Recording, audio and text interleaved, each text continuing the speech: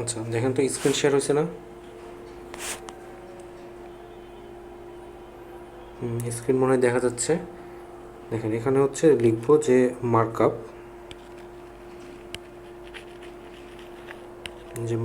যেই ল্যাঙ্গুয়েজের কথা বলা হচ্ছে, সেই মার্কআপ ল্যাঙ্গুয়েজ বলতে বোঝাবে যে কোনো একটা আপনি ওয়েব ডেভেলপমেন্ট করবেন, ওয়েবসাইট বানাবেন, সেই ওয়েবসাইটের জন্য আপনি যে স্ট্রাকচারটা করবেন, মেনলি কনস্ট্রাকশনের কাজটা করে দেয় হচ্ছে মার্কআপ ল্যাঙ্গুয়েজগুলোর মাধ্যমে।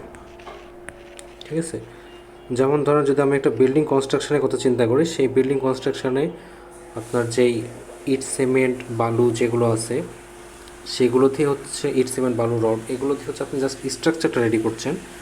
এরপরে সেই স্ট্রাকচার তৈরি করে একটা যেই পর্যায়ে নিয়ে গেলেন, তারপরে সেখানে কী করা হয়,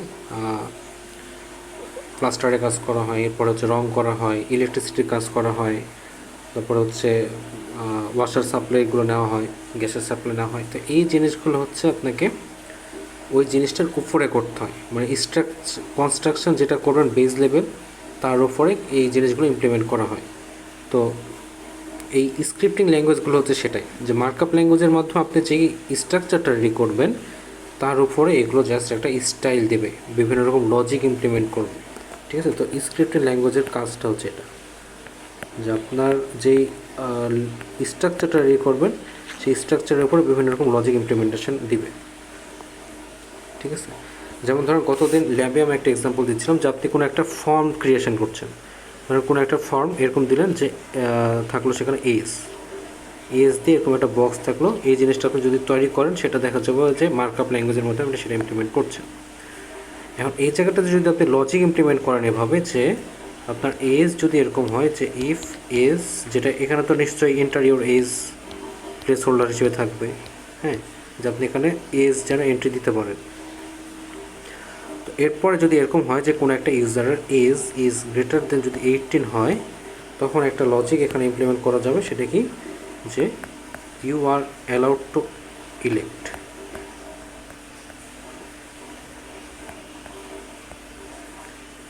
ঠিক আছে, তো এরকম একটা ব্যাপার যে স্ক্রিপ্টিং ল্যাঙ্গুয়েজ কাজটা করবে যে এখানে যে ইনপুটটা দিল, এখানে ইউজার যে ইনপুটটা দিল, সেই ইনপুটের উপরে লজিক ইমপ্লিমেন্টেশন করা, সেই কাজটা করবে হলো স্ক্রিপ্টিং ল্যাঙ্গুয়েজ।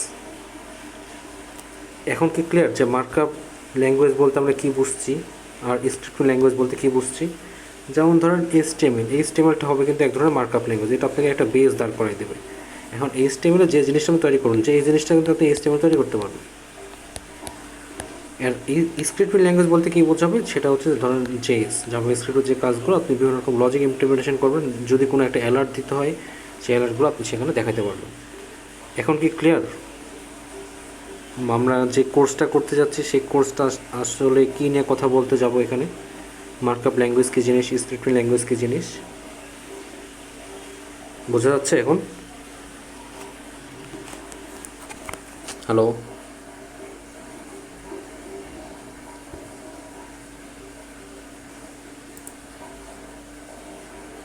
হ্যালো, রোল 16, জি স্যার, বোঝা যায়। রোল 16 মন আছে? স্যার এতটা ক্লিয়ার না। হ্যাঁ মন, আপনি কি বুঝছেন না এখনও যে স্ক্রিপ্টিং ল্যাঙ্গুয়েজ মার্কআপ ল্যাঙ্গুয়েজ কী?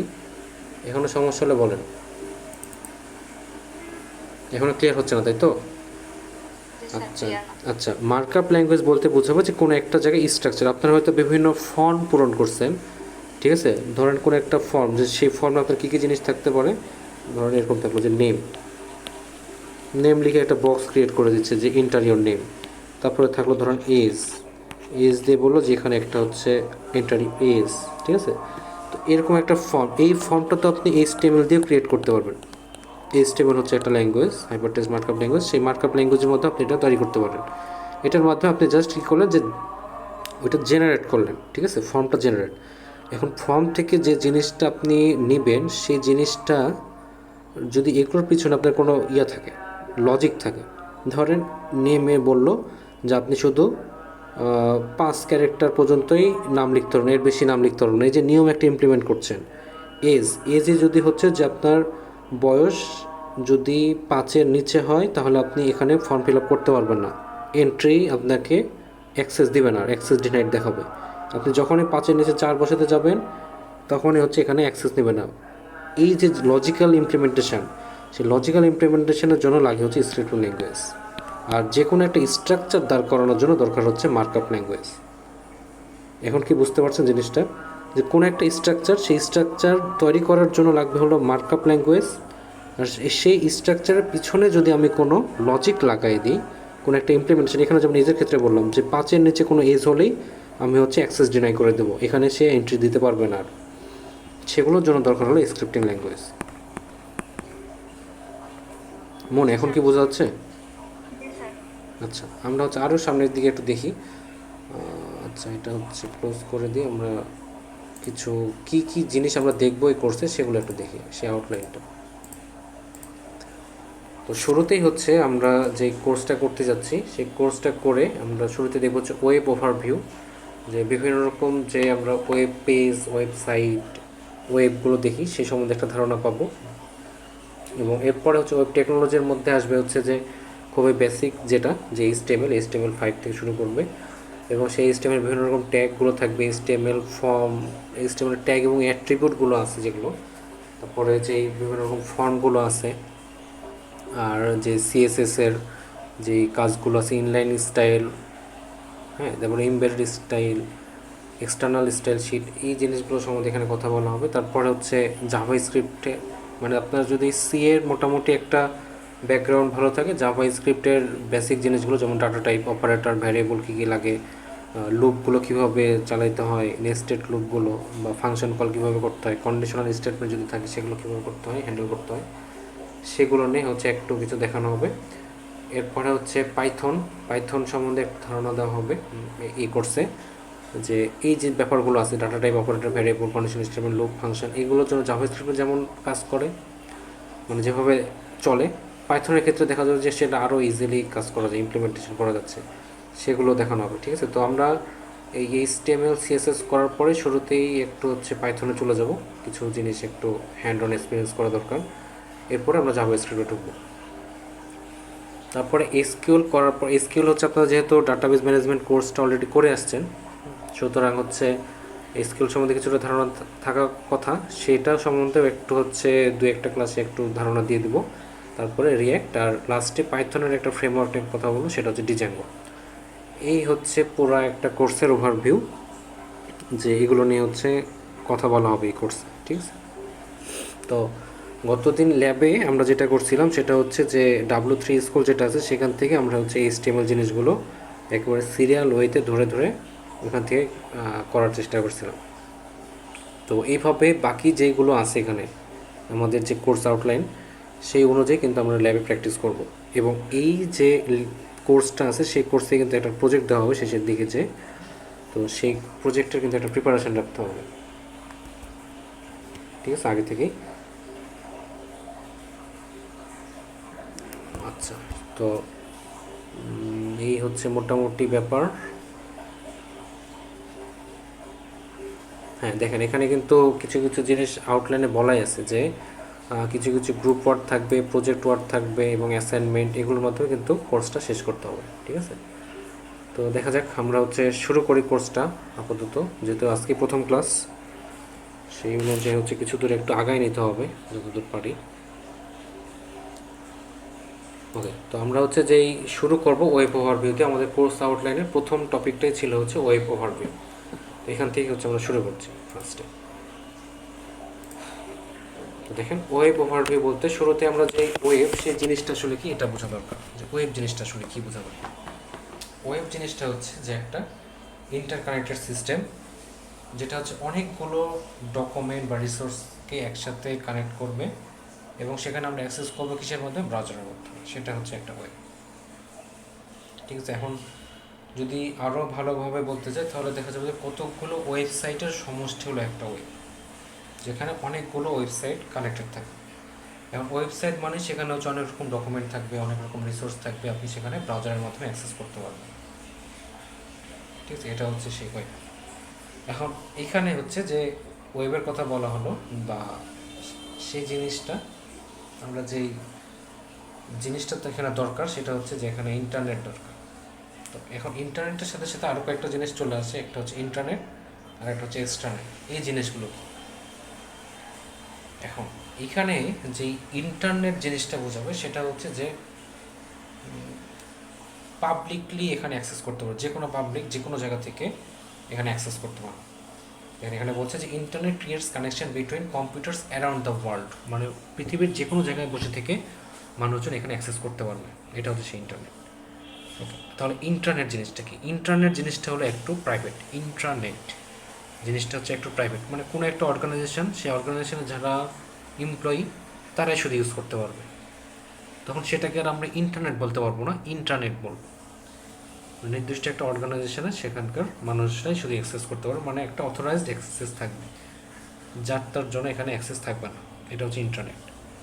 আর এক্সট্রানেট জিনিসটা বলতে কী বোঝাবে, যে এখানে কোনো একটা নির্দিষ্ট অর্গানাইজেশনের মানুষজন তো ব্যবহার করতে পারবে, সাথে ওই অর্গানাইজেশনের সাথে কোলাবোরেটরি কাজ করে, বা তাদের যেমন কোনো সাপ্লায়ার থাকতে পারে, তাদের স্পেশাল কোনো ক্লায়েন্ট থাকতে পারে, তাদের সাথে ডিল করার জন্য দেখা গেলো যে কিছু কিছু ক্ষেত্রে আউটসাইড পারমিশন তারা দিয়ে রাখে, তখন সেটাকে বলা হবে এক্সট্রানেট। ঠিক আছে, এই হচ্ছে মেন ডিফারেন্স ইন্টারনেট, এক্সট্রানেট আর ইন্টারনেটের মধ্যে। এখানে সেই অনেক বড় আকারে সেই ডিফারেন্সগুলো দেখানো হচ্ছে যে ইন্টারনেট জিনিসটা কিন্তু পাবলিকলি অ্যাভেলেবল, যে কোনো জায়গাতে অ্যাক্সেস করতে পারে। ইন্টারনেটটা প্রাইভেট, এক্সট্রানেটও প্রাইভেট। কারণ কি, এক্সট্রানেটটা হচ্ছে কোনো একটা অর্গানাইজেশনের সাথেই জড়িত, কিন্তু সে অর্গানাইজেশনটা চাইলে যদি তাদের বাইরে কিছু সাপ্লায়ার বা কোনো ডিলারের সাথে সেই কানেকশনটা রাখতে চায়, তখন সেটা ইন্টারনেট থাকবে না, এক্সট্রানেট হয়ে যাবে। ঠিক আছে, তো এখানে যে ইন্টারনেট থাকবে, সেই ইন্টারনেটের মূল উদ্দেশ্য হলো যে সারা পৃথিবীর সাথে যেন ইনফরমেশনগুলো শেয়ার করা সম্ভব হয়। আর ইন্টারনেটের ক্ষেত্রে তাহলে কী হবে, যে নির্দিষ্ট একটা অর্গানাইজেশন, সেই নির্দিষ্ট একটা অর্গানাইজেশনের মধ্যেই ইনফরমেশনগুলো থাকবে, এখানেই সব শেয়ার কানেকশনগুলো এখানেই হবে। আর এক্সটারনেটের ক্ষেত্রে যেটা হবে সেটা হচ্ছে যে ইনফরমেশন যেগুলো থাকবে ওই অর্গানাইজেশনের নির্দিষ্ট মেম্বার এবং তার যে এক্সটার্নাল কিছু মেম্বাররা আছে তাদের মধ্যেই হচ্ছে, মানে অথরাইজড যারা, তাদের মধ্যে হচ্ছে ইনফরমেশনগুলো থাকবে। তো কভারেজ যদি চিন্তা করি, তাহলে ইন্টারনেটের কভারেজটা সারা পৃথিবী জুড়ে থাকবে, আর ইন্টারনেটের অর্গানাইজেশনের জন্য রেস্ট্রিক্টেড, আর এক্সটারনেটের জন্য বুঝতেই পারছে যে অর্গানাইজেশনের জন্য থাকবে, প্লাস তার যদি কিছু স্টেক হোল্ডার দরকার হয় তাদের সাথে কানেক্টেড। তো এইভাবে আমরা হচ্ছে অ্যাক্সেসিবিলিটি দেখতে পারি। নাম্বার অফ কম্পিউটার্স, যদি নাম্বার অফ কম্পিউটার্সের কথা চিন্তা করি, তাহলে ইন্টারনেট যেহেতু সারা পৃথিবীতে আমাকে কভারেজ দিচ্ছে, সুতরাং এখানে যেই ডিভাইসগুলো থাকবে, কানেক্টেড ডিভাইস, সেটা অনেক বড় পরিমাণে হবে এবং লার্জ নাম্বারের হবে, খুব স্বাভাবিক। আর যেহেতু ইন্টারনেট ব্যাপারটা হচ্ছে একটা নির্দিষ্ট একটা অর্গানাইজেশনের জন্য, সুতরাং এটার জন্য যেই নাম্বার অফ ডিভাইসটা হবে সেটা ইন্টারনেটের তুলনায় খুবই মিনিমাল। আর যদি এক্সট্রানেটের কথা চিন্তা করি, তাহলে যেহেতু এখানে বাইরের কিছু স্টেক হোল্ডার বা কিছু কিছু এক্সটার্নাল মেম্বার চলে আসছে, সুতরাং ইন্টারনেটের চাইতে ইন্ট্রানেট, নট ইন্টারনেট, ইন্ট্রানেটের চাইতে এখানে নাম্বারটা কিছুটা বেশি হবে। ওকে, নেক্সট হচ্ছে আমরা যেখানে এখানে দেখবো সেটা হচ্ছে যে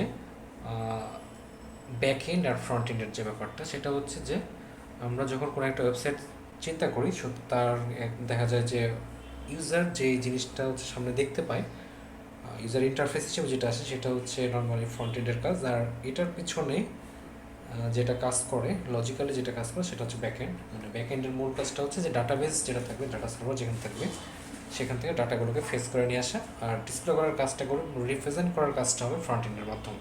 ঠিক আছে, এইখানে যে সার্ভার কম্পিউটারটা থাকছে, সেই সার্ভার কম্পিউটারটা মেনলি যে কাজটা করে সেটা হচ্ছে ব্যাক এন্ডের সাপোর্টটা দিচ্ছে। তাহলে সেটাকে বলা হচ্ছে ব্যাক এন্ড। তো ব্যাক এন্ডের ডেফিনেশন এখানে বলা হচ্ছে যে if something executes in server computer then that technology is called server side technology আর ব্যাক এন্ড। ঠিক আছে, আর যে ফ্রন্ট এন্ডের যে ব্যাপারটা সেটা হচ্ছে কি, ব্রাউজারে যেটা এক্সিকিউট করে, ঠিক আছে, ব্রাউজারে যেটা এক্সিট করে সেটাই তো অবশ্যই ক্লায়েন্ট সাইড থেকে দেখা যাবে, আর ক্লায়েন্ট সাইড থেকে দেখা গেলে সেটাকে বলা হচ্ছে ফ্রন্ট এন্ড। এখন এই যে ফ্রন্ট এন্ড, ব্যাক এন্ড, এগুলো যে আছে, এই জিনিসগুলো দেখা যাবে যে কানেক্টেড থাকে কিসের মধ্যে, নেটওয়ার্কের মাধ্যমে কানেক্টেড থাকে। তো এখানে হচ্ছে যে সার্ভার কম্পিউটার যেগুলো আছে, সেই সার্ভার কম্পিউটারের কাজগুলো কি, এগুলোর যে ইমপ্লিমেন্টেশন আমরা কথা বলছি সেগুলো আসলে কী কাজ করে, সেগুলো হচ্ছে যে বিভিন্ন রকম ডাটা সার্ভারগুলোতে তো ডাটা থাকবে, সেই ডাটাগুলো কীভাবে ম্যানেজ করা যাবে, সেগুলোকে কীভাবে ম্যানিপুলেট করা যাবে, ইউজ করা যাবে, কোনো যদি আপডেটের দরকার পড়ে, মডিফিকেশনের দরকার পড়ে, সেইগুলো হচ্ছে ম্যানেজমেন্টের কাজ করবে এইটা। এরপরে হচ্ছে যে যদি আমরা কোনো একটা ওয়েব অ্যাপ্লিকেশনের কথা চিন্তা করি, সেই ওয়েব অ্যাপ্লিকেশনের জন্য ভিতরে তো অনেকগুলো ইন্টারনাল স্ট্রাকচার থাকবে, সেই কোনটা কি পারফর্ম করবে, কোন ফাংশনালিটির কাজ কি হবে, স্পেসিফিক একটা টাস্ক তো অ্যাসাইন করা হয় নিশ্চয়ই, এটাকেই তো বলা হচ্ছে যে ওটার ফাংশনালিটি। তো কী রকম হবে এটার ফাংশনালিটি সেটা হচ্ছে সেট করে দেয় হচ্ছে সার্ভার কম্পিউটারের মাধ্যমে। আর হচ্ছে যে কোন টাইপের ইনফরমেশনগুলোকে সেন্ড করা হচ্ছে, ইউজার রিকোয়েস্ট কোনগুলোকে নেওয়া হচ্ছে। নর্মালি আমরা যদি একটু চিন্তা করি যে আমরা যখন কোনো একটা ইউআরএল গুগল ক্রোম বা যে কোনো একটা ব্রাউজারে যদি আমরা সার্চ করি, ফার্স্টে কী হয়, ক্লায়েন্ট সাইডে সেই রিকোয়েস্টটা সার্ভারের কাছে যায়, সার্ভার সেই রিকোয়েস্টটা প্রসেস করার পরে কিন্তু আবার সেই রিকোয়েস্টের রেসপন্স আকারে ক্লায়েন্টের কাছে পাঠিয়ে দেয়। ঠিক আছে, তো সার্ভার কম্পিউটারের কাজ কিন্তু অবশ্যই যে ইউজারের যে রিকোয়েস্ট সেটাকে প্রসেস করা। এরপরে আমরা যেটা দেখছি যে সেটা হচ্ছে যে ব্রাউজার যেটা আছে, ধরেন গুগল ক্রোম বা মাইক্রোসফট এজ, অপেরা মিনি বা ইউসি ব্রাউজারের সম্বন্ধে একটা ছিল। তো এরকম টাইপের যে জিনিসগুলো আছে এগুলো কিন্তু কোনো ডিভাইস না, বা এগুলো হচ্ছে আমরা ডিভাইসে ইউজ করি এই জিনিসগুলো। ঠিক আছে, এখন ডিভাইসগুলো কী হতে পারে, সেটা আপনার ফোন, কম্পিউটার, ডেস্কটপ যে কোনো কিছু হতে পারে। আর ব্রাউজার হিসাবে আমরা এখানে ব্রাউজার বা অ্যাপস যে কোনো কিছু আমরা হচ্ছে এই ডিভাইসগুলোতে ইউজ করি, এবং বিভিন্ন ওয়েবসাইটগুলো আমরা এগুলোর মাধ্যমে ভিজিট করতে পারি এই ব্রাউজারগুলোর মাধ্যমে। আচ্ছা, আপনাদের মধ্যে এখন ওপেন একটা কোশ্চিন, সেটা হচ্ছে যে ওয়েব পেজ এবং ওয়েবসাইটের মধ্যে ডিফারেন্সটা কী, এবং গুগল ক্রোম কোনো ওয়েবসাইট কিনা। যারা হচ্ছে ল্যাব করছেন কতদিন, তাদের রেসপন্সটা আশা করছি তারা হয়তো বলতে পারবেন জিনিসটা। ওয়েব বলতে পুরো সিস্টেমটাকে বোঝায়। ওয়েবসাইট বলতে স্যার কয়েকটা মানে পেজ মিলে একটা ওয়েবসাইট হয়, আর ওয়েব পেজ বলতে শুধু একটা পেজকে বোঝায় স্যার। গুড। আচ্ছা, আর গুগল ক্রোম তাহলে কী হবে, সেটা কি ওয়েব পেজ বলা যাবে নাকি ওয়েবসাইট বলা যাবে, কি বলা যাবে? গুগল ক্রোম স্যার এটা একটা ওয়েব পেজ, এটাকে স্যার ওয়েবসাইট তো বলা যায়। আচ্ছা, তারপরে ধরেন ফেসবুক, এটাকে কি বলা যায়?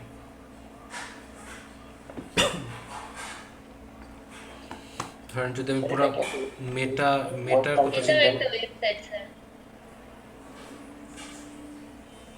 মেটার কথা যদি চিন্তা করি তখন সেটা কি হবে?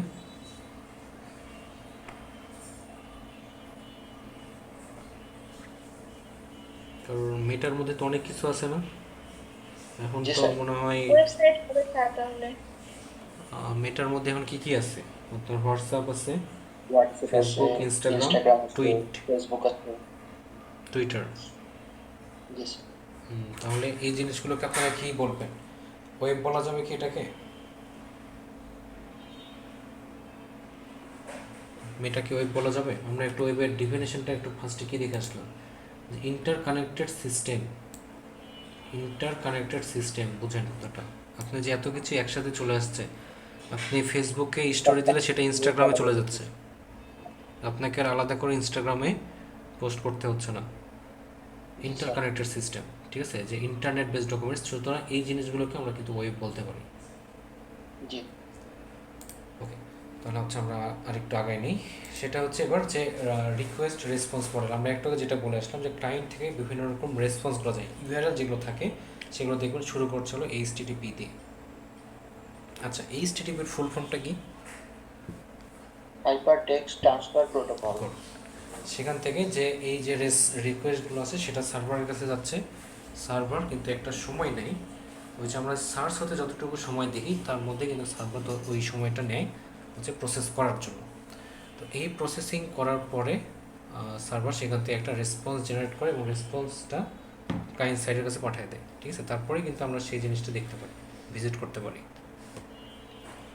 তো এইভাবে কিন্তু জিনিসগুলো চলে, এবং দেখা যাবে যে এরকমও হয় অনেক সময় যে সার্ভার সাইডটা আছে সে সার্ভার সাইডে কিন্তু একটা ক্যাশ থাকে, এবং যদি আপনি একই জিনিস বারবার সার্চ করতে থাকেন দেখা যাবে সে কিন্তু তার যে ক্যাশটা আছে সেখান থেকে খুব দ্রুত চলে আসে। আর যদি আপনি নিউজলি সার্চ দেন, যে এর আগে কখনো সার্চ দেন, এমন জিনিস দেখা যাবে তার প্রসেস করতে একটু সময় লাগে যে কোথা থেকে এটা আসছে। আবার আরেকটা জিনিস, যে ধরেন সার্ভারের ক্লায়েন্ট কিন্তু আপনি একা না, অনেক ক্লায়েন্ট কিন্তু সেই সার্ভারে হিট করে। সুতরাং যেই ওই যে সার্ভারের সাথে কানেক্টেড যারা ক্লায়েন্ট, তাদের যেই বিভিন্ন রকম যেই রিকোয়েস্টগুলো আসে, ফ্রিকোয়েন্টলি যে রিকোয়েস্টগুলো আসে সেগুলো দেখা যায় যে ক্যাস্ট করে রাখে, এবং সেখান থেকে যদি অন্য কোনো ক্লায়েন্ট যে হচ্ছে নিউলি কোনো একটা রিকোয়েস্ট করছে, সে কিন্তু দেখা গেলো যে তাড়াতাড়ি সেই রেসপন্সটা পাচ্ছে। কারণ কি, অন্য কোনো একটা ক্লায়েন্ট এই জিনিসটা হিট করছিল বা সার্চ করছিল, সেটা কিন্তু ওই সার্ভারের ক্যাশে অলরেডি ক্যাশড অবস্থায় আছে, থেকে গেছে, এই জন্য পাওয়া যায়।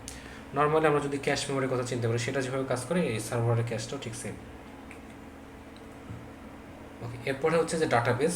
ডাটাবেস জিনিসটার কথা এখানে একটা জিনিস লেখা আছে যে ডাইনামিক অ্যাপ্লিকেশনের ক্ষেত্রে ডাটাটা কিন্তু ডাটাবেস সার্ভারে থাকে, ব্যাক এন্ডেও থাকে না, ফ্রন্ট এন্ডেও থাকে না। কথাটা কিন্তু গুরুত্ব আছে, যে অনেকেই বলে যে ডাটাবেসটা থাকে ব্যাক এন্ডে। ব্যাক এন্ড কিন্তু হচ্ছে কখনোই ডাটাবেস স্টোরার না, ডাটা স্টোরার না সেটা। ব্যাক এন্ডের মূল কাজটা হচ্ছে যে ডাটাবেস থেকে ডাটাগুলোকে তুলে নিয়ে আসা, ফেস করে নিয়ে আসা, এবং ফ্রন্ট এন্ডের কাজটা হচ্ছে ওই ডাটাটাকে ডিসপ্লে করা, এতটুকু। ঠিক আছে, ডাটাবেস সার্ভার কিন্তু আলাদাভাবে থাকবে। ওকে, এরপরে হচ্ছে টাইপস অফ ওয়েবসাইট আমরা যাব। সেই ওয়েবসাইটের যে টাইপস সেগুলো হচ্ছে বিভিন্ন রকম হতে পারে।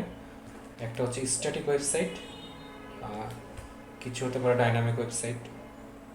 তো এগুলোর মধ্যে ডিফারেন্স খুবই স্পেসিফিক। সেটা হচ্ছে স্ট্যাটিক যে ওয়েবসাইটটা থাকবে সেটা হচ্ছে কন্টেন্টগুলো ফিক্স থাকবে, আপনি যতটুকু পর্যন্ত ইমপ্লিমেন্ট করবেন সেটাই হচ্ছে ডিসপ্লে করবে, মানে যা দেখাতে চাচ্ছেন সেটাই ডিসপ্লে করবে।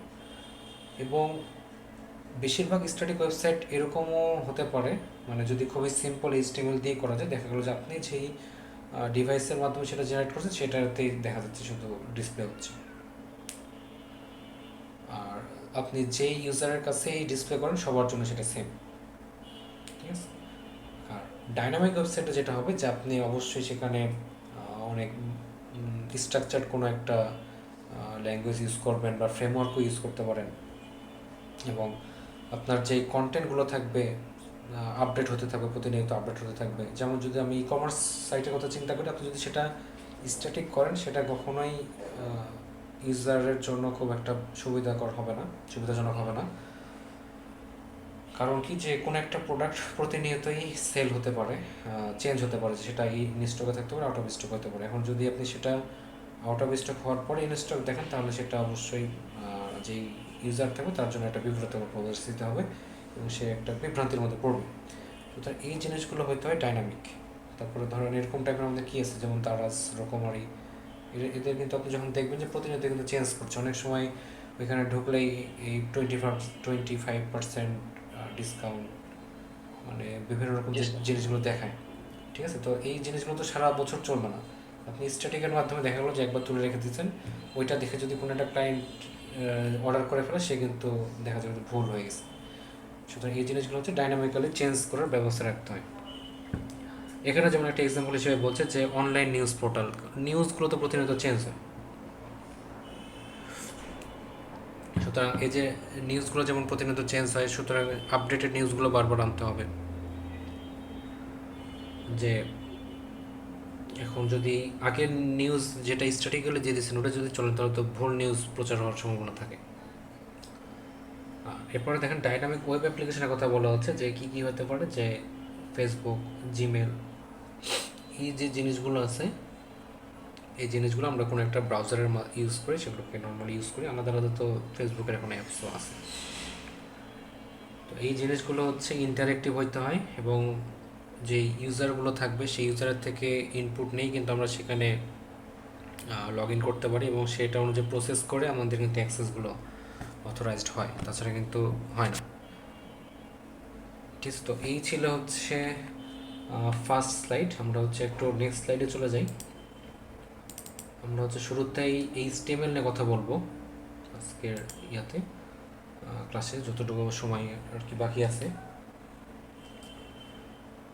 এইচটিএমএল জিনিসটা হচ্ছে কি যে হাইপার টেক্সট মার্কআপ ল্যাঙ্গুয়েজ, এটার হচ্ছে শর্ট ফর্ম। যেটা আমি বললাম যে আমাদের মার্কআপ ল্যাঙ্গুয়েজগুলো দেখা যাবে যে এই এইচটিএমএল বা এই লেভেলের প্রিলিমিনারি টাইপের ল্যাঙ্গুয়েজ, বেশিরভাগ ক্ষেত্রে যে এইচটিএমএলটাই বলা হয়। তো এই এইচটিএমএলের মাধ্যমে যে আপনি বিভিন্ন রকম যে ওয়েব পেজগুলো আছে সেই ওয়েব পেজগুলো তৈরি করা সম্ভব। এখন সেগুলো দেখা যাবে যে স্ট্যাটিক টাইপেরই হবে, যেহেতু পুরোপুরি আপনি যেই কমান্ডগুলো লিখছেন, এইচটিএমএল যেই কোডগুলো করছেন সেটার মাধ্যমে যেটা ডিসপ্লে করবেন সেটাই হচ্ছে শুধু দেখাবে। এর পিছনে কোনো লজিক্যাল ইমপ্লিমেন্টেশন দেখা যাবে খুব একটা থাকবে না। আমি যদি এটার সাথে আমি জাভাস্ক্রিপ্ট জুড়ে দিই তখন কিন্তু একটা লজিক্যাল ইমপ্লিমেন্টেশনের সুযোগ চলে আসে। আচ্ছা, তো এখানে বিভিন্ন রকম কাজও করা যায় এইচটিএমএল এর মাধ্যমে, যেটা যদি একটু প্রিলিমিনারি টাইপের হলেও কিন্তু একদম যদি আপনি কোনো একটা ওয়েব ডেভেলপমেন্ট করতে চান এটার বেসিক হিসেবে এইচটিএমএলটাকে ধরা হয়, যেখান থেকে আপনি শুরু করতে পারবেন। তো এই যে এইচটিএমএল থেকে যে ওয়েব পেজগুলো তৈরি হবে সেই ওয়েব পেজগুলোতে কী কী জিনিস থাকতে পারে, টেক্সট আসতে পারে, গ্রাফিক্যাল ইমপ্লিমেন্টেশন আসতে পারে, সাউন্ড, ভিডিও, ইমেজগুলো ইনসার্ট করতে পারেন, কোনো একটা টেবিল ক্রিয়েট করতে হতে পারে, ফর্ম ক্রিয়েশনের কাজ হতে পারে, ঠিক আছে। তো এই জিনিসগুলো আপনি এইচটিএমএল এর মাধ্যমে কিন্তু করতে পারেন। অন্যান্য ল্যাঙ্গুয়েজের মাধ্যমে তৈরি করা সম্ভব, তবে যেহেতু এটার কাজগুলো অনেক সহজ, খুব ইজিলি আপনি এটা ইমপ্লিমেন্টেশন করতে পারেন, সুতরাং বেসিক হিসাবে ধরা হয় যে এইচটিএমএলটাই। ওকে, তো এইচটিএমএল যে ফাইলগুলো থাকবে দেখা যাবে যে অনেক রকমের টেক্সট থাকবে। সেই টেক্সটগুলো যে বিভিন্ন রকম মার্কআপ ট্যাগ থাকবে, ঠিক আছে। আমরা দেখব যে এখানে যদি আমরা কোনো টেক্সট লিখি সেই টেক্সটের জন্য, বা প্যারাগ্রাফ লিখি প্যারাগ্রাফের জন্য একরকম ট্যাগ ইউজ করা হচ্ছে, যদি কোনো লিঙ্ক ইনসার্ট করি সেই লিঙ্কের জন্য আলাদা ট্যাগ ইউজ করা হচ্ছে, যদি কোনো ইমেজ ইনসার্ট করি, কোনো ভিডিও ইনসার্ট করি, কোনো অডিও ইনসার্ট করি, তার জন্য প্রত্যেকটার জন্য আলাদা আলাদা করে ট্যাগ ইউজ করা হচ্ছে এবং ট্যাগ দিয়ে পুরোটা বোঝানো যাবে, ঠিক আছে। তো এগুলো আমরা একটা একটা করে দেখব। তো যদি আমরা কোনো একটা এইচটিএমএল ফাইল ক্রিয়েট করতে যাই তাহলে তার জন্য অবশ্যই একটা এক্সটেনশন দরকার, ঠিক আছে। যেমন আমরা পিডিএফ ফাইল করার সময় কী করি, ডট পিডিএফ, পিপিটির জন্য ডট পিপিটি, এরকম এইচটিএমএল ফাইলগুলো সেভ হবে হচ্ছে dot HTML, main dot HTML বা ইন্ডেক্স ডট এইচটিএমএল, এরকম কোনো একটা এক্সটেনশন ইউজ করে এগুলো সেভ করতে হবে। এখানে হচ্ছে যেই ট্যাগগুলোর কথা বলা হলো সেই ট্যাগগুলোর কিছু দেখানো হচ্ছে, যে এখানে এই ট্যাগগুলো দ্বারাই আমরা হচ্ছে কোনো একটা জিনিসের কন্টেন্ট টাইপটা কি সেটা বুঝতে পারি। যেমন ধরুন এখানে একটা এক্সাম্পল আকারে দেখানো হচ্ছে যে ট্যাগগুলোকে একটা অ্যাঙ্গল ব্র্যাকেটের মাধ্যমে রাখা হয়। যেমন যদি আমি কোনো ইমেজ ইনসার্ট করতে চাই সেই ট্যাগটা হবে আইএমজি, এবং প্রত্যেকটা জন্য নির্দিষ্ট কিছু হচ্ছে আপনার ট্যাগগুলো থাকবে, ঠিক আছে। যেমন ইমেজের জন্য একটা ট্যাগ হচ্ছে আইএমজি, এবং এই আইএমজি যে ইমেজটা নেব সেই ইমেজটা কোনটা বসাবো তার জন্য একটা সোর্স থাকবে, সেই সোর্সটা লেখা হচ্ছে যে এসআরসির মাধ্যমে। ইমেজের সোর্সটা কি, সোর্স দিয়ে আপনি ধরুন কোনো একটা ইমেজ গুগল থেকে ডাউনলোড করলেন, সেইটা এই ডাবল কোটেশনের মধ্যে রাখতে হবে, তাহলেই আপনি হচ্ছে যদি ব্রাউজার ওপেন করেন লোকাল হোস্টে আপনার সেটা ডিসপ্লে করবে, ঠিক আছে। তো এই জিনিসগুলো হচ্ছে আমরা গতদিন ল্যাবে মনে হয় দেখছিলাম, ল্যাবে যারা ছিলেন তারা হচ্ছে এটা ইমপ্লিমেন্টেশন করে দেখছেন। আমরা হচ্ছে হ্যাঁ এই ইমেজগুলো নিয়ে আমরা ল্যাবে কথা বলছিলাম। আর হচ্ছে এই যে টাইটেল ট্যাগটা কীভাবে থাকে সেটা হচ্ছে যে আপনার যেই একটা ফরম্যাট আছে, আমি ফরম্যাটটা একটু দেখাই দিই।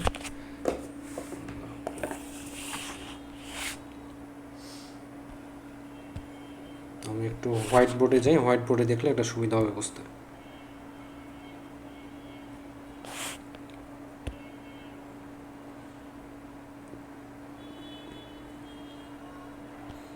আচ্ছা, তো এইচটিএমএল এর যে কোড সেটা একটু দেখাই। আচ্ছা, পেন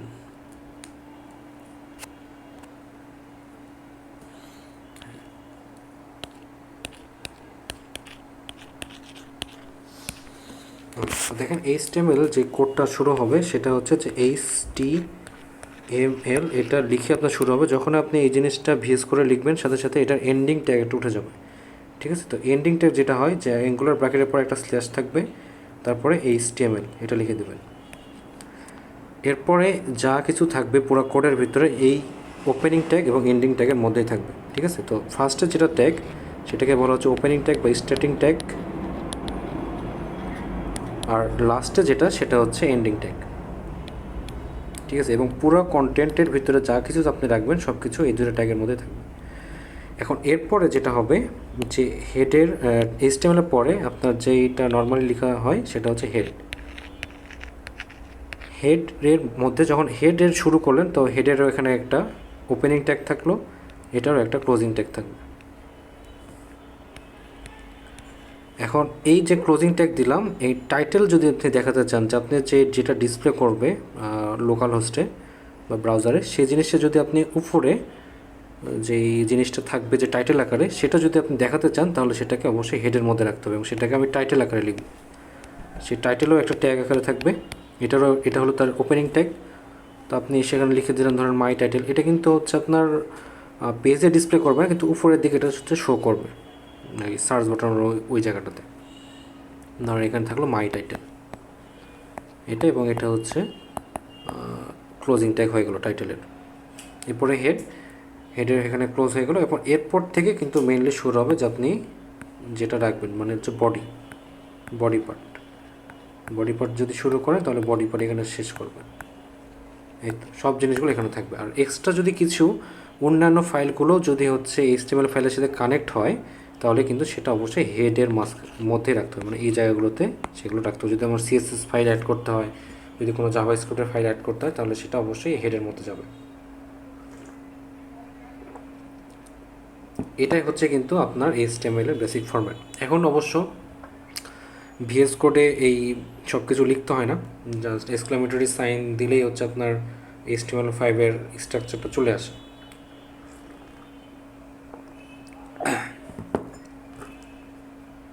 আচ্ছা ঠিক আছে, এ পর্যন্ত কি বোঝা যাচ্ছে? জি স্যার। রোল 16,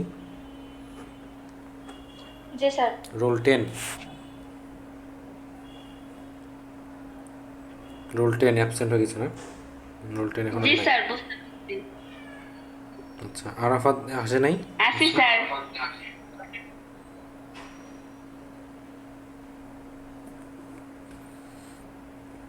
আচ্ছা ঠিক আছে। তো আজকের ক্লাসটা হচ্ছে এই পর্যন্ত রাখবো, কারণ একটু পরে হচ্ছে 7:40 আর একটা ক্লাস আছে। আপনাদের ক্লাস নিয়ে একটু কথা বলতে হবে স্যারের সাথে, এটা আমি দেখি সামনে